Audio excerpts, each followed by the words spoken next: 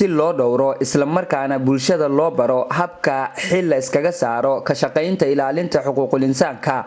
waxa ay wasaaradda haweenka arrimaha qoyska iyo xuquuqul insaanka dowlad goboleedka Jubbaland guddiga xuquuqul aadanaha u qabatay kulan wada tashi ah kaas oo sida uu ka sheekeeyay agaasimaha waaxda caruurta iyo qoyska mudane Cabdiqaadir Cabdi Yare muhiim u ah ummadda Soomaaliyeed maadaama xilli hore xooga la saaray sidii wada tashiyo loo gelin lahaa dhismaha guddigan.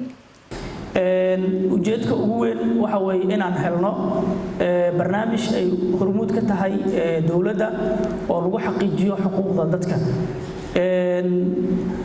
guddigan wuxuu daba joogaa roadmap oo xuquuqda aadanaha jiray oo la soo saaray 2018 waxaan isku daynay inaan ka sameeyno Jubbaland working group ama guddi ka shaqeeya xuquuqda aadanaha advocate ama qareemada ay sameynayaan. marka guud ahaan waa intaas kulanka muhiimadiisa.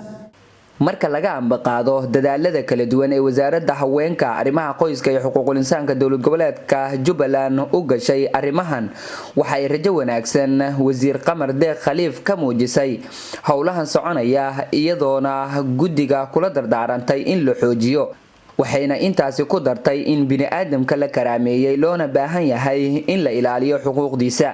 waxaan laga rabaa bulshada oo dhan in ka shaqeyno shaqooyinka xumaanta xaqdiga xaqdarrada yani waxyaalaha bini'aadamka xuquuqdiisa lagu duusana in laga wada shaqeeyo.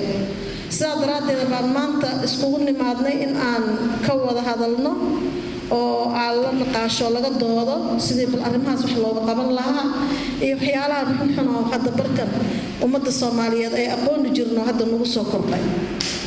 Qamar Deeq Khaliif wasiirka haweenka arrimaha qoyska iyo xuquuqul insaanka dowlad goboleedka Jubbaland ayaa ka codsatay ka qaybgalayaasha in dawladda ay kala shaqeeyaan wadiiqooyin sahli kara ka hortagga wax kasta oo lid ku ah xuquuqul insaanka. aad iyo aad idinku mahad celinayaa idinka waxaad tihiin dadkii ka hadli lahaa oo waxaas ka shaqeyn lahaa seminaarkaasi dadka ka shaqeyn lahaana way fadhiyaan aniga waxay u ahayd inaan shirka idin furo aad baa u mahadsantihiin shirkina waa furan yahay. assalaamu calaykum waraxmatullaahi wabarakaatuh. alxamdulilah.